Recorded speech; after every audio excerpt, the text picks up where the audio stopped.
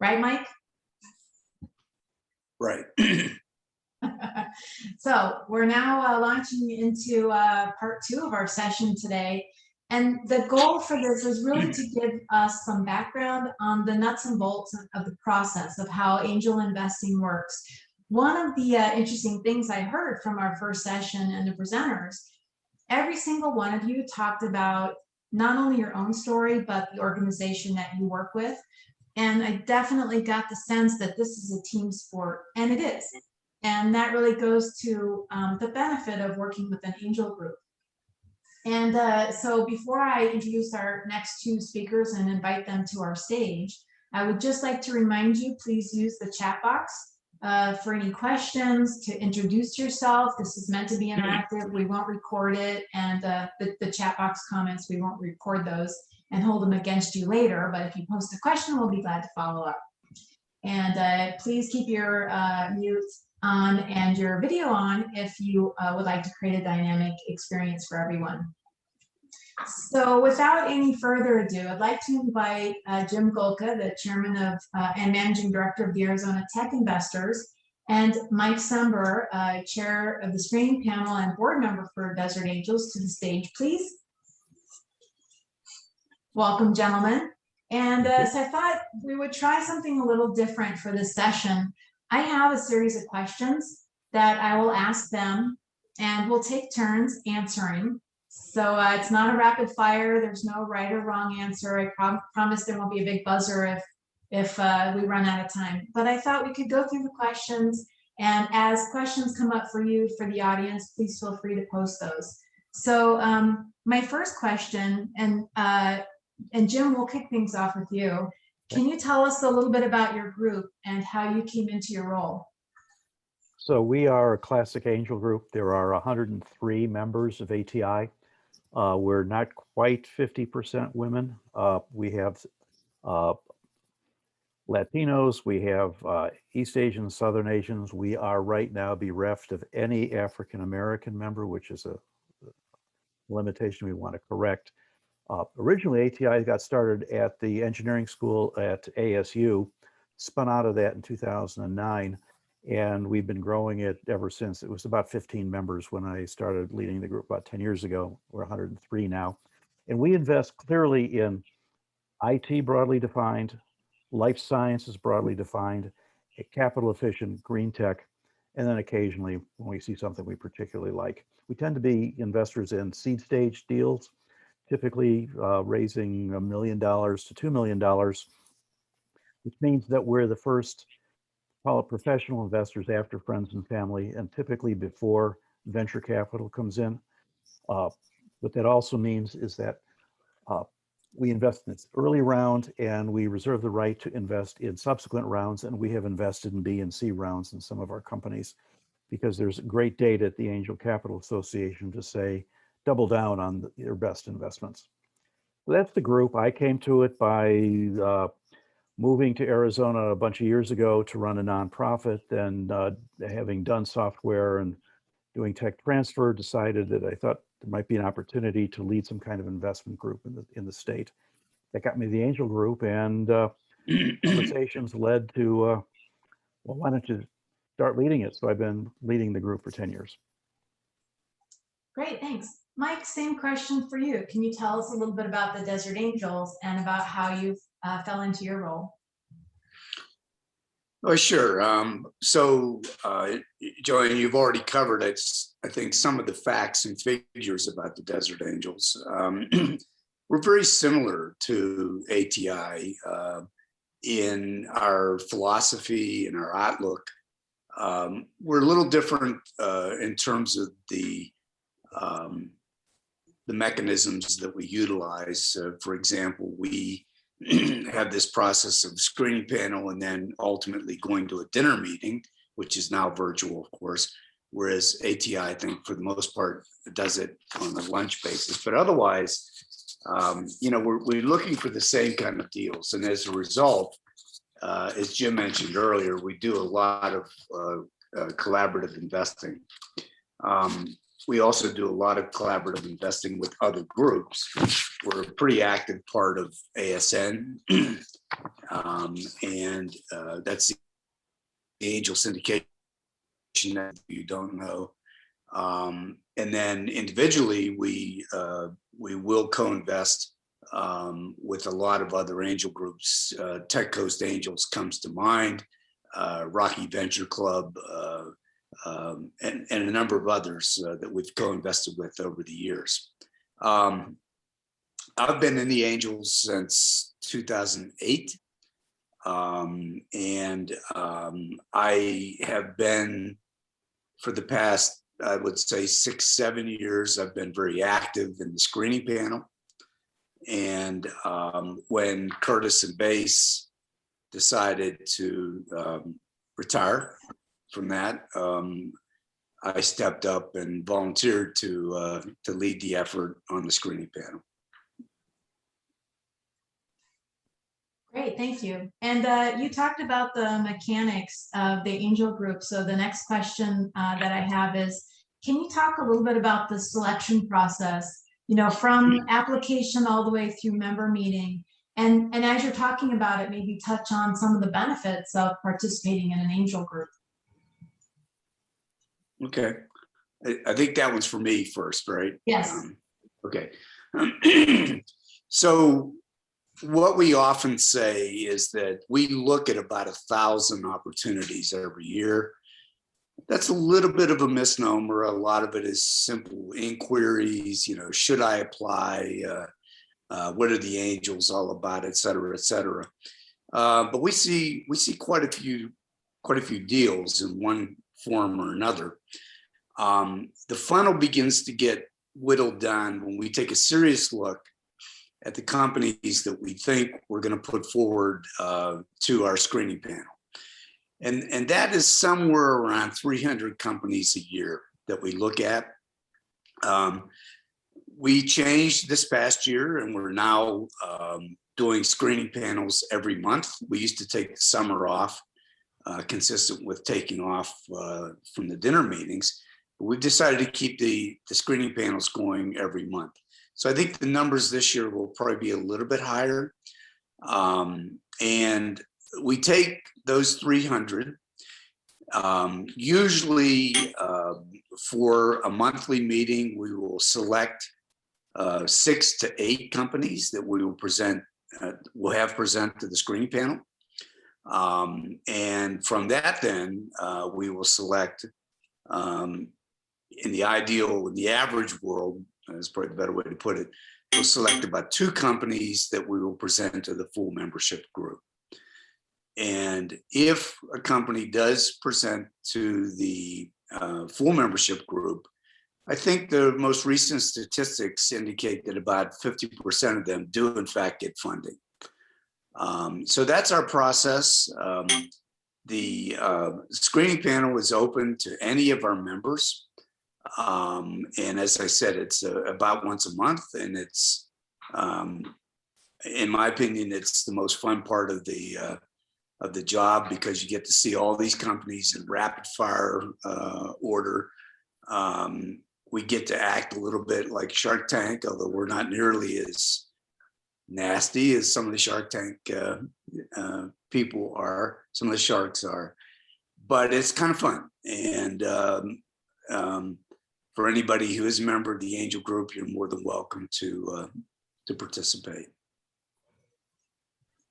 And Mike, can you just also touch on, you know, for an angel investor, what's the benefit of participating through this process with an angel group? Well, I think mostly it's deal flow. You know, obviously individual angels who are unaffiliated with an angel group, through their personal networks, they can see lots of companies, I'm sure, but this really is a format which facilitates the opportunity to see a lot of companies if you're seriously thinking about being an angel investor. So deal flow is probably number one. Secondly is diligence. You know, even though our process is set up so that each individual angel investor makes their own investment decision, we do share diligence fairly broadly through the organization. And so you have the opportunity, if you're an angel investor, to hear from people who have different backgrounds, people that have perhaps more domain expertise than you might have, or what have you. And those are the two principal reasons, I think, to belong to an angel group.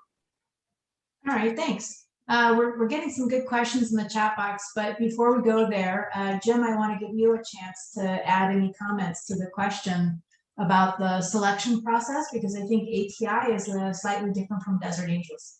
Yeah, it is different. We have a specific screening committee, but the numbers are about the same, while we simply meet somewhat less frequently. What I really want to build on is on Mike's comment about diligence. And here's where I think the real key for joining a group is: anybody can be an angel investor if you meet the SEC requirements, but you could end up with just this unending list, hundreds and hundreds, as Mike and I see every year, of companies, and most people don't have the time for that. So this is a way of creating efficiency. We post our meetings, and our meetings are analogous to the Desert Angels meetings. We engage in pretty formal diligence. And here's where we really sort of distinguish ourselves, in the sense that each person makes his or her own decision as to whether you want to invest, but we share our analytics, our diligence, with each other. We tend to write a lot of it down. We make it available to all of our members during the process of considering a candidate for investment. And here is the place where diversity really becomes a key to our activity. Because the more viewpoints, the more experiences, the greater array of insights that people have evaluating a common subject means you're going to understand it better, which means you're going to de-risk it better. And from that analysis, you make better investments. So we do all that pretty seriously. So we try to get it done in 6 weeks. You know, we're not a venture fund that can take 6 or 8 months to do all of its diligence. You know, we're not writing checks as big as they are. So we satisfice on it, but we take it pretty seriously. And that's, in my mind, the real key of the value to being a member of an angel group. Thank you, and thanks for making the comment about the value of diversity, because we're going to touch on that again later on today. So one of the questions from the chat box from Stacy, thank you for your question and also for your support for today. Stacy asks, to you both, Mike and Jim, what are the top 3 to 5 things that you always ask and review for companies? Jim will take that first, and then I will. All right. So the very first old saw that we bet on the jockey, not on the horse, and that is truly the case. Deals succeed or fail on the basis of the ability of the management team to execute. So we are constantly looking for indications of whether the person who is in charge and the team they have can execute on the business plan. It's not whether it's a good idea or a good solution, it's can they execute? And that implies a variety of things, including, do they know their own limitations? What are they good at and what are they not good at? So somebody who comes in, as I say, wearing blue pajamas with a yellow S on their shirts, we're not investors in those kinds of businesses, because there are too many requirements for a successful business for one person to do it all.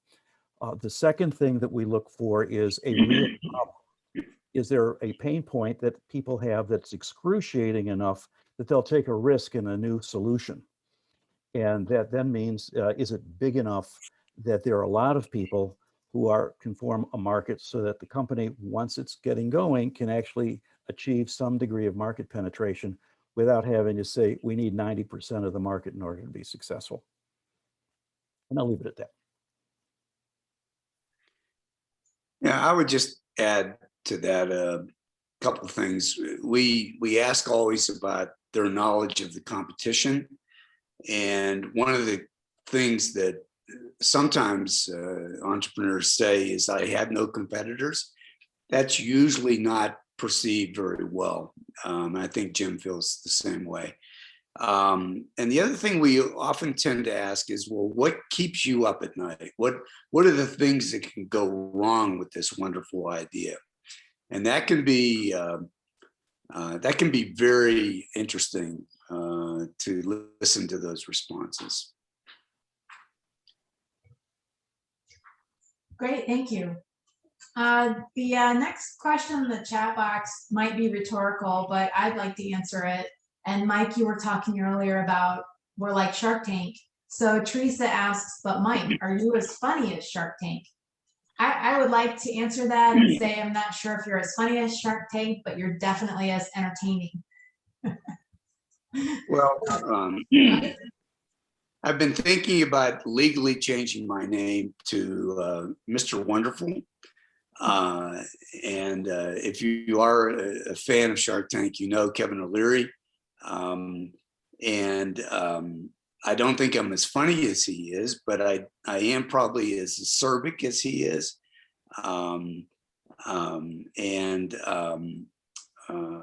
You know, therefore, I think I deserve that moniker. Enough of an answer. Enough of that. Thank you. The next question in the chat box from Lisa, thank you, is if a company applies and is not selected to go to the full Angel Group meeting, does it preclude it from applying again? And I might add to that, do you provide feedback to the companies that don't go forward? Well, I'll answer that first. And the answer is really, it depends upon why the company is turned down. If the company's turned down because they actually are too early, but we like them, we'll tell them that and suggest that they come back in an interval of time, or we'll refer them to resources that they can use to develop the product or the idea better, and then come back to us. So, you know, it's not a silver bullet. If you miss the target, you're done forever. On the other hand, there are companies that we never ever want to see darken our doorsteps again. So some we will give polite but strong feedback to, and some occasionally, very occasionally, we don't give feedback. We try to give feedback to every company that goes into our process seriously. Yeah, we do the same thing, and there are a few that I agree with the way Jim put it. We don't want to see them darken our doorstep anymore. But there, over the years, I think that's fewer and fewer.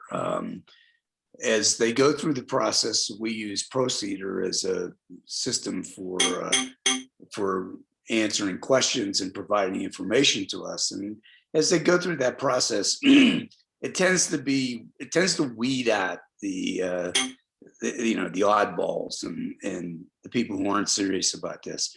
But yes, we try to give feedback. We're not always 100% effective at that, but we do try. And if somebody really wants to know why they were not chosen, rather than expect you're going to get that from me prospectively, just give me a call or send me an email. Yeah, thank you. I think Desert Angels has been really proactive in providing feedback to people who come starting at the screening process and going forward. And I do appreciate that, Mike. If companies, really struggle or want more clarity on their feedback, they're certainly welcome to call. And I think, Jim, I don't know if companies actually call you for additional feedback or not, if you have any experience in that. So responses to feedback are, as you would expect, there's a wide spectrum of them. Some are appreciative, most don't, just take it as it's given. Some people want to get into an argument, and anybody that wants to get into an argument, we decline to continue the argument because we have made a decision. Thank you. Definitely good feedback for our community partners that are working with founders on the call too, to keep in mind as they're managing and advising their companies on how to handle communication with investors. It's a good point. The next question in the chat box from Brian, thank you, is about due diligence. And that is, I think this is directed both towards Desert Angels and ATI, but how do you share diligence with each other? And do you share that with the entrepreneurs? And I don't know, Mike, do you want to start first? Yeah, well, within the Desert Angels, we use Procedure, and any member of the Desert Angels can access Procedure and see what our diligence has yielded thus far. When we're doing syndication, we often will prepare a file of the information that we have and then share it with the other angel groups, including ATI and others. And then a lot of it is sort of informal. We have what we call deep dive session, where interested members of the angels will participate with the companies, and there'll be a lot of discussion at those meetings about what we like, what we don't like, and what our diligence has yielded thus far. So I don't know if I've answered it. Do we share it with entrepreneurs? Yeah, I mean, a big part of it, maybe not in its entirety, but we do tend to raise any issues that we see in diligence with the entrepreneurs, so that they have a fair opportunity to respond. We take a bit of a different approach to this. We try to be pretty formal in our diligence process. We try to write things down. If we do deep dives like Mike does, we video record them, and those are all available to our members, whether they participate in the session or not. So every member of ATI and every member of any of the other angel groups we're collaborating with on a deal have access to all of it until the deal is closed. We do not share our diligence with the companies, and we do that for a very specific reason. We want our members to be candid about what they've learned and their viewpoints. And sometimes those can be negative to an entrepreneur, or the entrepreneur may completely disagree with what it is that we're doing. And since we're making our individual investment decisions, this is really proprietary to us. That doesn't mean, though, that we don't engage in dialogue about questions and share our views with the company on particular subjects to elicit responses to inform ourselves. But by and large, we look at it as in any kind of bilateral negotiation, if you will, that you'd find with any M&A transaction, any VC investment, a private equity deal, or a bank loan. Thank you. Just kind of, so another question came in, but before we go there, just expanding on this conversation, thanks to Brian for your comment in the chat box. You know, you mentioned that there are other folks on the call that could probably comment on both the information sharing nature of angel groups, and this goes to the broader discussion about syndication. So, you know, I don't know, maybe we can go in that direction for now, and then come back to the other question. But Mike and Jim, can you talk a little bit about your efforts with syndication? And I'll start that one up. Yeah. We typically invest in deals that are larger than we as a group can fill. And so if we decide the company, for example, needs $1 million and we've invested $250,000, we've got a reason of our own to help the company raise the other $750,000. So it makes sense for us to do that. And that's how angel groups behave all around the country, because they have similar issues. And so we've developed over time networks of other investors with whom we share deals, whom we trust, we feel is comfortable to share our diligence with. Tech Coast Angel is a perfect example of that. Mike's mentioned the Angel Syndication Network, which is a formalization of that for maybe 50 groups now that we do activities about once a month. And then there's some other angel groups we do have one-on-one relationships with, as well as some of the smaller VC funds around. Because at the end of the day, we want the company to be funded enough to grow its business, and so does the company. Yeah, I just add to that there's really kind of two ways that we do syndication. One is where we are the lead. In other words, the deal is started with us. And just like Jim said, if it's a, say $2 million raise, Our average bite size is about 250,000. So we're going to have to be in the role of pushing that syndication, and we do that. We also are on the lookout for just good deals. So in many cases, these deals will be syndicated through something like ASN or from individual angel groups, and we'll become aware of it, and we decide whether or not we want to tag along with the others. So a little bit of it depends, or a lot of it depends on where the deal starts. You know, is it one of our home companies, so to speak? But we're very active in this process for sure. Thank you. The next question that came in also touches on something Jim mentioned earlier, and goes to the topic of the day, which is, do you actively, both angel groups, do you actively recruit and support women and minority-led companies? And if so, how? Oh, the simplest answer is last year, 59% of the companies that we invested in, it was the largest year of investments ever for us, had a female CEO or a female co-founder. So that suggests that we are encouraging of women-led businesses because we see them as very good businesses. The issue about, part of this is an issue of access. And Eli was talking about it before, that sometimes we don't have access to the companies, and a lot of the times the companies don't have access to us. And that is the impediment that we have in really becoming effective in terms of getting diverse portfolios of companies. Because I have to tell you, we are interested in any company that is a good one, and the gender, the ethnic origin, the race of the founders, the gender orientation, those are characteristics that will help inform the CEOs and their management teams of how they do their businesses. But as being investors in those businesses, we just want to look at good businesses. So we reach out as substantially as we can to businesses that we know that are led by underrepresented people, because we want to make sure that we and they have the opportunity to talk to each other and become partners if it makes sense to us at the end of the day.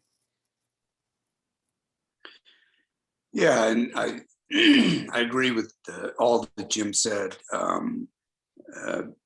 Put a slightly different spin on it and say we don't maybe recruit as well as we should. We're trying to figure out how to do that better. One way of recruiting is simply to be active in the community. So to participate with the incubators and the other organizations that are supporting these fledgling companies, and let them know that we're here and we're open to companies that are led by women and or entrepreneurs of color. So we're completely open to that. We're not as active in recruiting that as I'd like to see us. Are we supportive? I think absolutely we are. We will spend as much time as we need to with any entrepreneur, but especially entrepreneurs who are kind of new to the game, whether they be women or entrepreneurs of color, and this is their first opportunity. We definitely will spend the time to help them in any way that we can. All right, thank you. We have 1 minute remaining before we move into the next section of this conversation. I have a question for you both that I'm going to take from the Marie Wesselhoff playbook, which is, what's reading right now? How do you stay current on everything?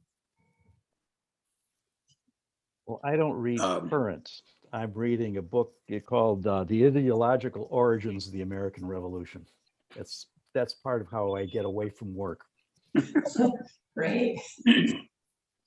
Yeah, yeah. I'm the same way. I'm on my computer and reading stuff about business all day long. But when I'm trying to get away, I read other things. Lately, and I don't know why, I seem to be on a Hemingway kick, and I've started to reread, and I started with In Our Time, the series of short stories that I think put Hemingway on the map. So that's what I've been reading lately. Great, thank you. So before we hand over to the next segment, and thank you both for letting me put you on the spot with that question. Do you have any final comments about your group or the process? Jim, I'll ask you first, and then I'll ask Mike.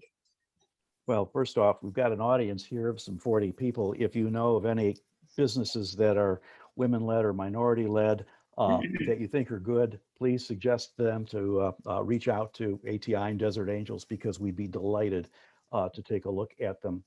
And both groups are recruiting members, and broadening the diversity characteristics of our groups is, I think, high on the agenda for both of us. So if you're thinking about angel investing, consider our groups. Yeah, and we sometimes get feedback that our process can be intimidating, and we're not sure how much of that is this tool that we use to gather information, Proceeder, although we're switching to something else which we think will be much more user-friendly, but part of it could just be that tool. Part of it could be the screening chair of the Desert Angels, who is known to be difficult sometimes. And I've recommended a few times to Joanne, if she really wants to improve our reputation, she should fire that person. So we try not to be intimidating. We try to be open to everybody, and put us to the test. Come and talk to us. All right, great, thank you. You heard it here, folks, that Mike said if we need to fire him, we can. Not that we plan to. So moving into what happens next after the screening process and after the check actually gets written. We have a really delightful conversation to continue. And this is between Marie Wesselhoff, who's the president and co-founder of ZelosDx. Many of you may know, formerly known as MSDX, and her investor, Mike Sember. And I'm gonna now hand it over to Marie to kick things off. What I'm gonna ask both of you is, Marie, maybe tell us a little bit about the company, and then maybe you and Mike can tell us how you came together, what Mike's role is on the company, and what feedback you have for future founders and investors in managing the relationship after the check gets written. Great. Well, thank you, Joanne. It is great that you included the perspective of an entrepreneur or founder, and it's fun to be doing this with Mike so that you can hear us go back and forth. I'll share a little bit about the company in a second, but what we're going to do is go back and forth with some of the same questions. So you'll hear from both of us.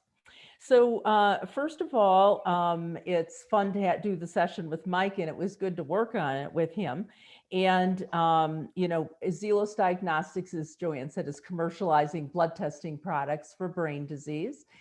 We have branded our product Window into the Brain.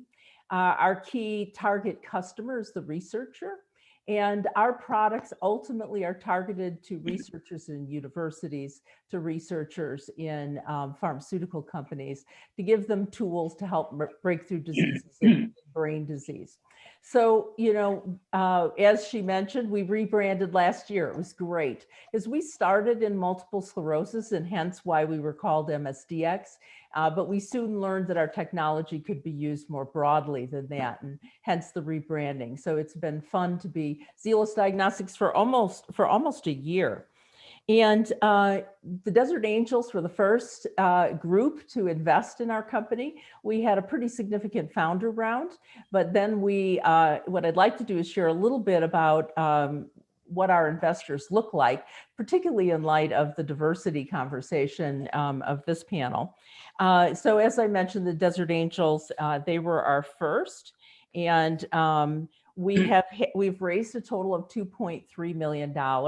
Some of our rounds were as small as 200, and some of our rounds were as much as $750,000. We have a little over 30 investors, and Desert Angels was number one. Our second largest was a group of individual investors coming out of Chicago, because a number of us have had a presence back in Chicago. But we're really pleased to have had pipeline angels. You know, one of the benefits of working with Desert Angels is they are constantly telling you who you might want to reach out to. And so Curtis Gunn had first introduced us to Alicia Robb, who is on this conference call, and then introduced us to Merge Lane and introduced us to Pipeline. And so as a result of that, we found that there were a number of groups that would actually focus on female founders. And that ultimately served us well. Mike came back to us with, hey, you should look at this Propel X. And so we did, and that was another, we received some founders from that as well. And more recently, Mike introduced us to UAVC. So that's who is funded us. 11 of our investors have come in more than once. So hopefully we'll talk a little bit about that in a few minutes. And as I mentioned, 17 of our investors are women. So we're very excited about that. Now, geography has been important for us too. So I want to mention that, since people are here from all over the country. We started in Arizona. We branched off to Chicago. That's not a state, is it? We branched off to Illinois, and then we started reaching out beyond that. And so with Pipeline and a number of others, it brought us to Washington State. It brought us to the Bay Area, San Diego, and then finally we made our first inroads to the East Coast in Jersey. So that's a little bit about what our group looks like. But I want to get into asking a question of Mike. You know, at one time as we pitched to the Desert Angels, Curtis Gunn was the chair at that point in time. He said, the biggest piece of advice I could give you is figure out who your lead is going to be. And so at one point in time when we were in our meeting with several interested investors, Mike Sember, who always has a good question, he says, so has a diligence package been done on this company yet? And so at that point in time, the answer was no. So we managed to work with Mike as the lead in the diligence. So my question to Mike would be, how is it that you agreed to lead our diligence, and what were some of your early observations, Mike? So I was fairly new to the Desert Angels at that point. I had a life science background coming out of big pharma, coming out of some smaller biotech companies. But I had almost no background in diagnostics. But that really didn't matter, because when the Angels were looking for somebody to lead the diligence, they went to the new guy who didn't know enough to say no, and said, well, he's got a life science background. He'll get all this. So I took it on, and I produced a diligence report, which I believe was something like 40 pages long. It was. And at drinks that night over dinner, after dinner, a number of angels came up to me and said, what are you doing? That's ridiculous. Nobody wants to see a 40-page diligence report.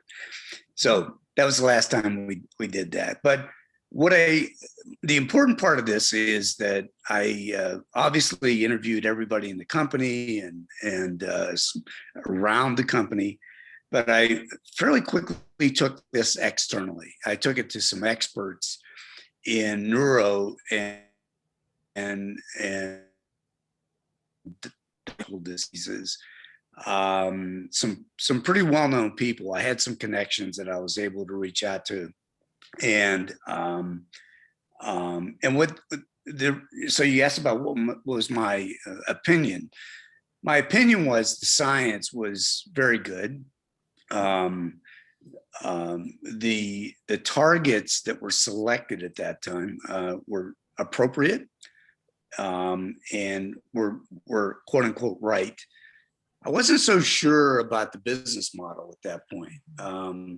But, and I noted that in the diligence report. But having said that, I was convinced enough that I became an early investor in the company on the basis of that. And indeed, we've changed the business models several times since then. So it was a very interesting process. Marie, in preparation for this, Marie told me the other day that she was terrified of me at one point. That was the word. Me, Mr. Wonderful. Yeah. But anyway, we've been together ever since. So I guess we're doing something right. Right. So one of the things that Mike had said to us, which transitions into the next part of the topic, is he said the founder board has to go. And so it's like, I hadn't even thought about that. And so I share this because that is just one of the key things that we get from investors. You know, he said, if you're going to get investors, you need to have people on the board that know this market space. You need to have investors. And I felt it was worth mentioning, you know, to this mixed group of people, because that was a pretty key learning for me. And this is why. Mike went on to lead the diligence, and then he came on the board. So the first thing is moving to an investor board for our company was credibility, because they believed, because Mike was tough and Mike ended up joining. So I can't overemphasize that. The second thing that our board has always done, and why it's important from an investor perspective, is that they repeatedly help us with our next round. And so they either getting it started, either making introductions, traveling to us with some of the at different angel groups.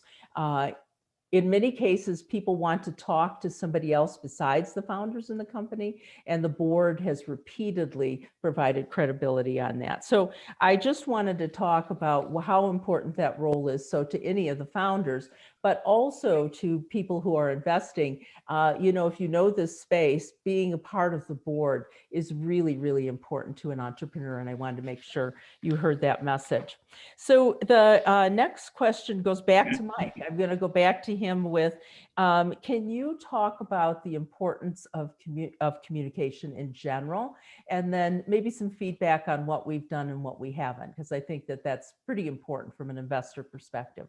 Yeah, it's absolutely essential. And, you know, over the years, I've been asked a lot about the company and about Marie. And there's two things that I always say, and everybody I talk to agrees with this. First is, who is the hardest working CEO in Tucson? And it's Marie. And who is the best communicator in Tucson? And it's also Marie. So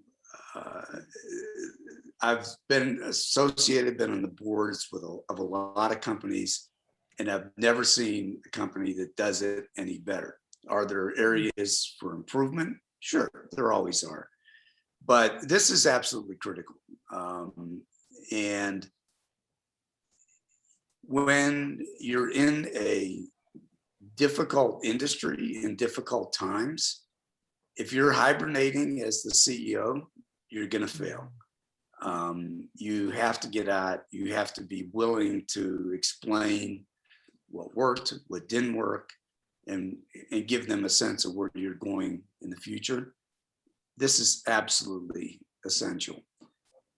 So Marie, I'll turn it back to you. What have you learned about this? And what do you think are some areas where you might do things a little differently or a little better? Yeah. So, you know, one of the things that, you know, I have found from a communication perspective is it's so important to know how people want to be communicated with. So, you know, Mike was kind enough to talk about, you know, us staying in communication. We write a quarterly update but not everybody wants to read an update. So I soon learned, from Mike and other investors, that some want to be talked to, some want to come in and meet, some want to, so it's not enough to treat everybody the same if you're going to keep your investors long term.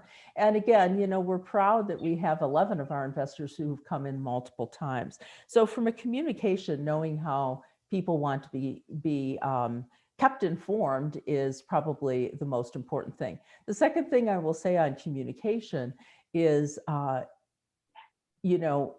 my tendency, here I'm doing true confession, my tendency is to report the good news, and it's hard to report the bad news. And so I share that because that's where the board always comes in, making sure that it's a balanced approach, because really our board, they're the investors. They represent the different types of classes of shareholders. So both kinds of news, a balanced kind of news, good and bad, and consistent is how I would share that. So I'm going to go into one more area, and then I'm going to ask a question of Mike. We just talked about communication, but I would like to talk about relationship. When you think of the relationship with the investor, Joanne called it what happens after the check. I would say it happens before the check, and that is when they're writing the check, but we'll talk about that a little bit later. So Mike, this whole relationship with the investor is the question that I would like to ask you. What's important in terms of relationship over time? Well, you said it earlier. I think it's honesty, and honesty and vision, and by that I mean this. First of all, raising money in the last several years has been very difficult, in part because of the pandemic, part because we're in a space which isn't in the spotlight necessarily.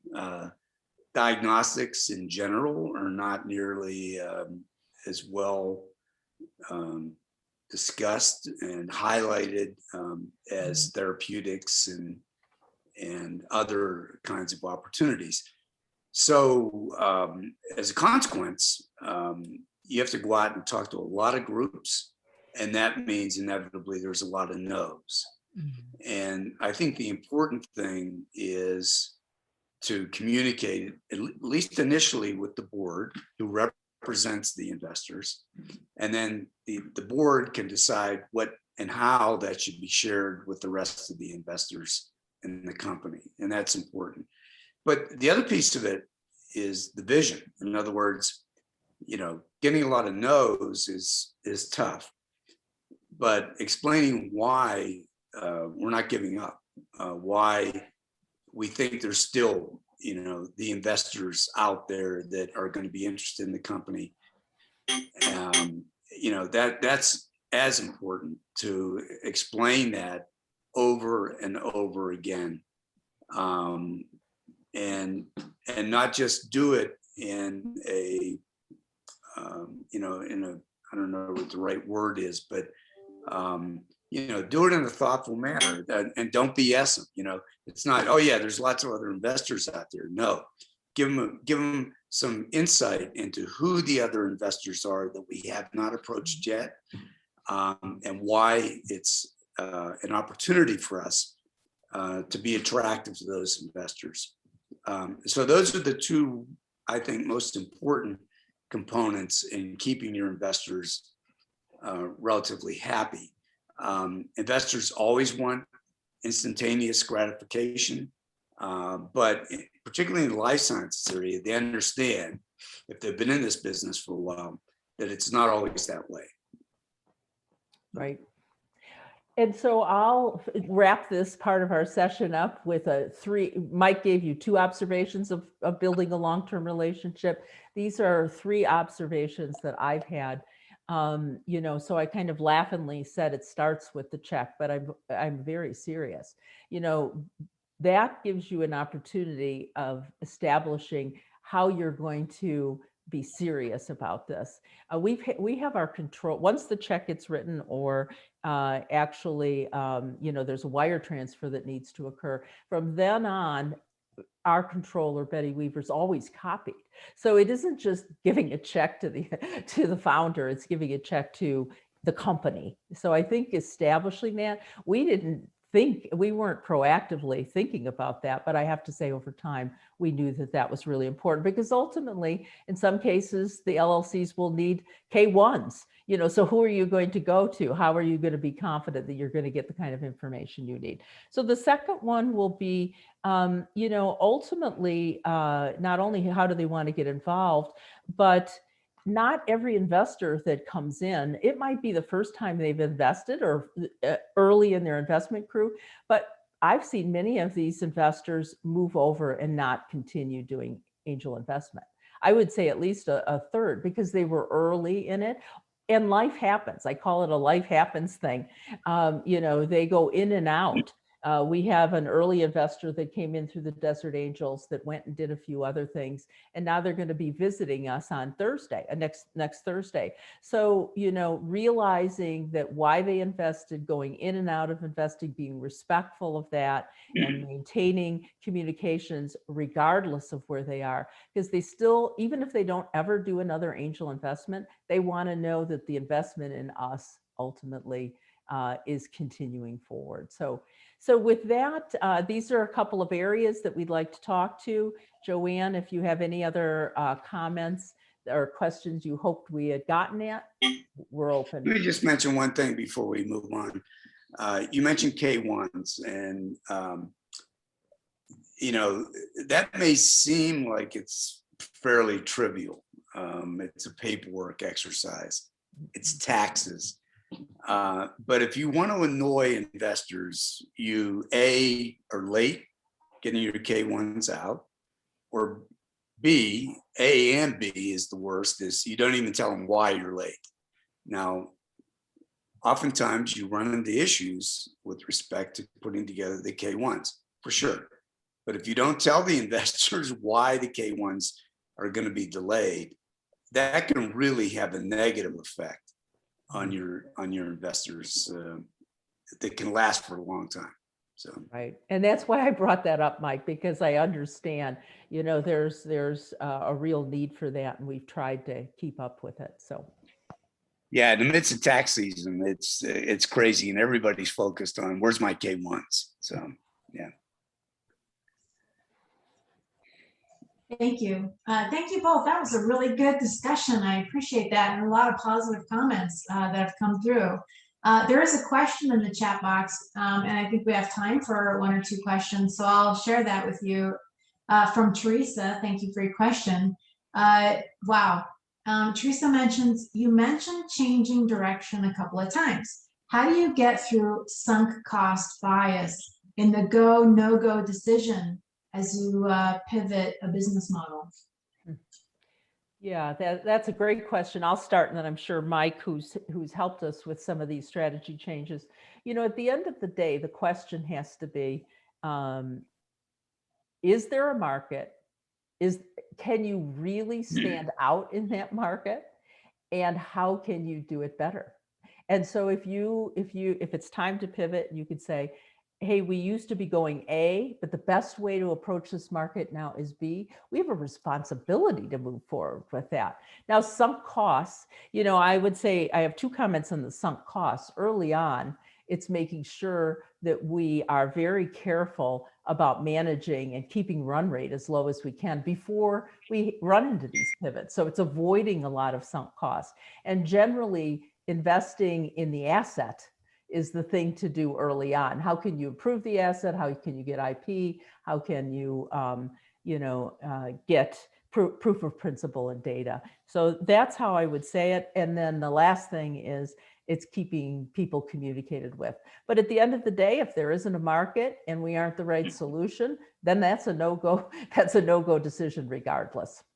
Mike, anything else? Yeah, I just add to that when you talk about pivoting, that can be deceptive because there are companies that pivot in radical ways. You know, one day they're producing widgets, and the next day they're going to be the next Google.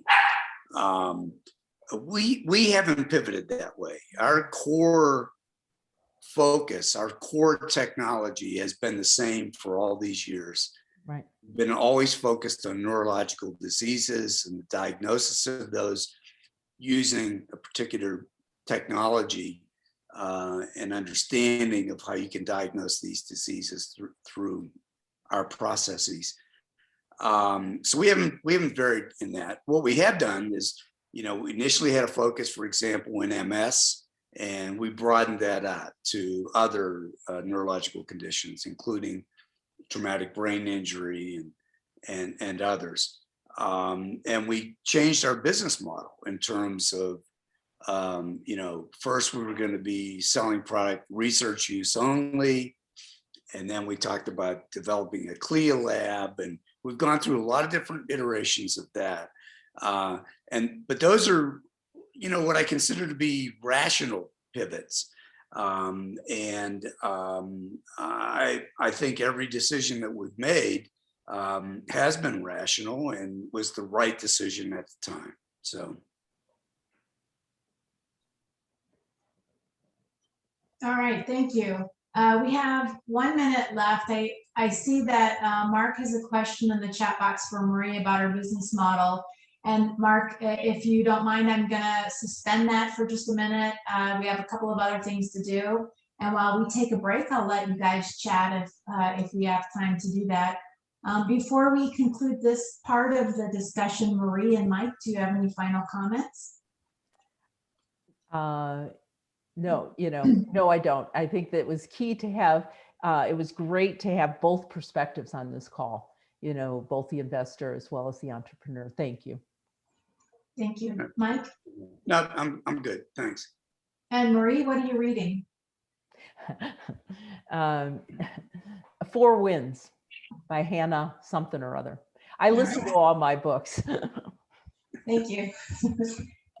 All right. Well, I've got a poll to run, and thank you for Erica for reminding me. We're going to just send that out really quickly to everyone so we can get a sense of the audience. We'll give you about 30 seconds. If you don't mind, please respond, and we'll share the results with everybody.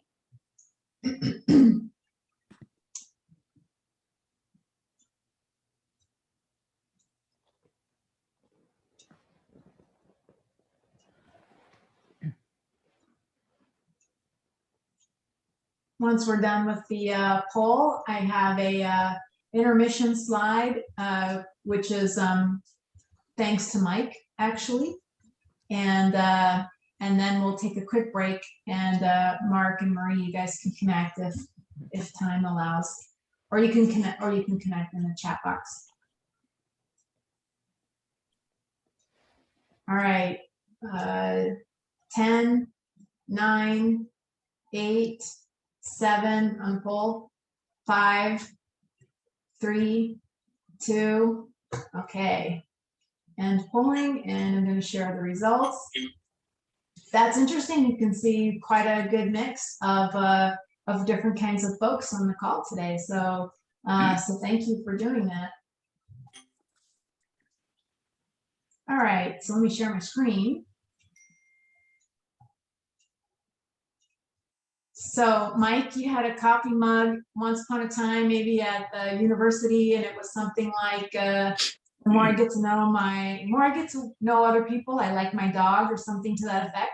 So I found this coffee mug on Amazon, which is I like dogs and maybe 3 people. So that's great for you. Yep.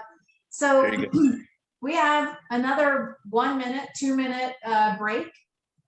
Please stand up, stretch your legs, shake your arms out. Thank you, Jim and Mike and Marie, for an awesome session. I took a lot of notes. I see that our audience had a lot of good questions and took notes too. So thank you very much.